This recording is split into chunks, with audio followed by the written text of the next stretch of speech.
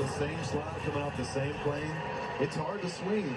It's hard to swing at something you're not ready for, and he was not ready for the breaking ball there. So here is Jorge Polanco, who had a big home run in a near comeback in game 1 of this series. Switch hitter bats lefty.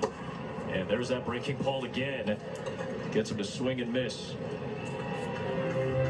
2 hitters in, I find it interesting. He's thrown a lot of breaking balls. Javier, his whole career, has been high fastballs, like you said, Wayno. In the first 2 hitters, he's already thrown a lot of breaking balls. These left-handed hitters.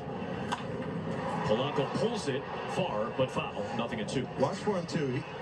Javier is much better when he pitches away with his fastball, and then he throws it right off that same slide. He bring that breaking ball down and in for a chase, or even like you saw earlier, if he's off that same slide, if he's working that heater up and away, he can bring that back towards the middle. But he's way more effective when he's away from righty or lefty. We're going to see him throwing the ball away from him a lot today.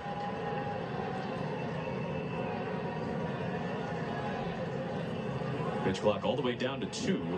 He does start the windup before it runs out. New rules this season, bigger bases, limited amount of disengagements from the mound. There's a pitch clock with nobody on base at 15. There's a pitch clock with 20 seconds with runners on base.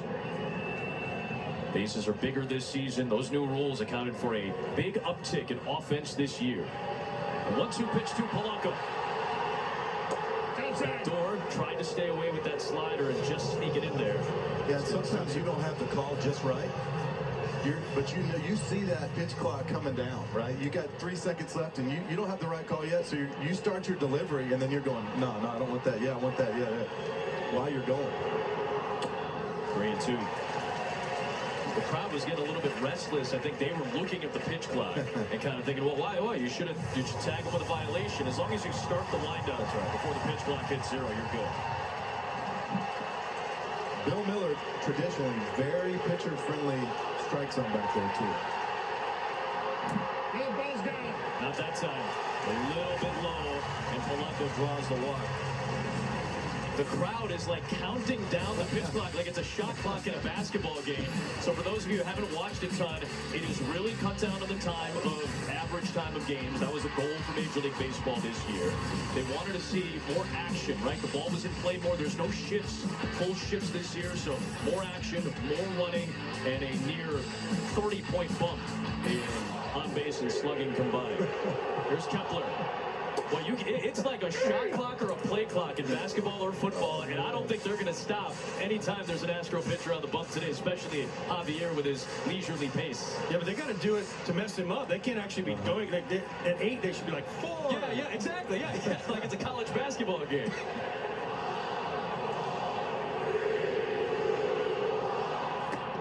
Kepler waves and misses. I tell you what, that could mess with you for real, honestly. I mean, I think they're going to have a problem with it. We keep going back to the pitch, the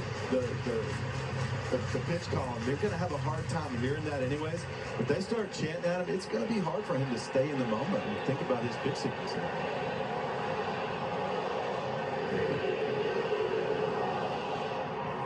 Kepler hits one deep to right field. Ranging back is Tucker. At the track, turns around, it's off the wall.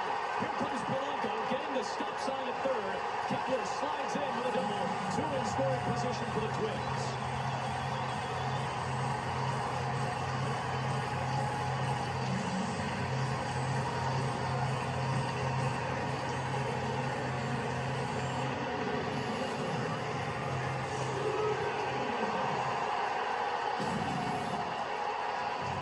Changeup up. Kepler 0-2 gets it. After seeing a fastball changeup the pitch before, he swung through and missed. He gets his changeup up, and he rifles it off the right center field wall. Played perfectly by Tucker. Tommy Watkins, the third base coach, had no choice but to stop him.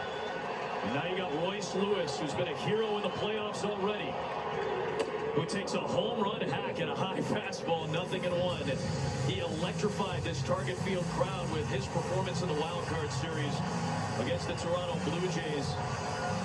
2 home runs in his first 2 postseason at bats. Added a solo home run in game 1 of this series. Battling through injury, but playing in the field for the first time in nearly a month.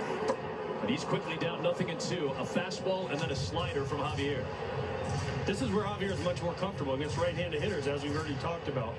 You saw the fastball up, got a strike, then the nasty slider. Now he can go either way. He can go down and away with a fastball, go elevate a fastball, go a slider for a ball, and get Lewis to chase. 0-2. And he got him with that slider, tailing away. Indeed got the chase. A huge second out with 2 in scoring position, but that's going to bring up Carlos Correa with an RBI chance. Good slider. Starts as a strike. Waino breaks off. Lewis, after seeing the one before, chases it, cannot lay off in a big situation.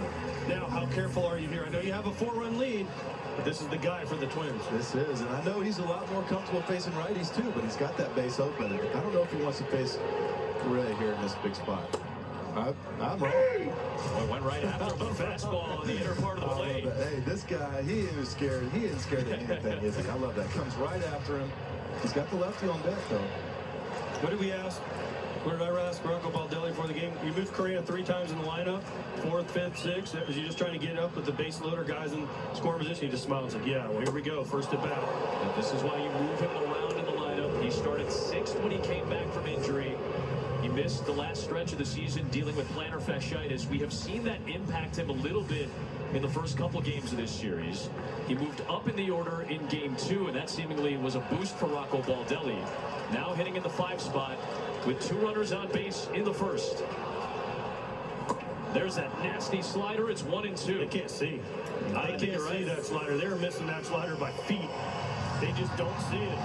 The shadows, the deception, but Carlos Correa, you don't see Carlos Correa take a swing like that. He uses his timeout. He had 1 per plate appearance as a batter. He climbs back in. And you know, if Minnesota wants to put a couple of these runs, at least that runner on third base across the plate right here to get back into this game a little bit, swing the momentum back their way. Well, Correa's got to make contact. A 1-2. He could not catch up with the fastball, and Javier gets out of the jam.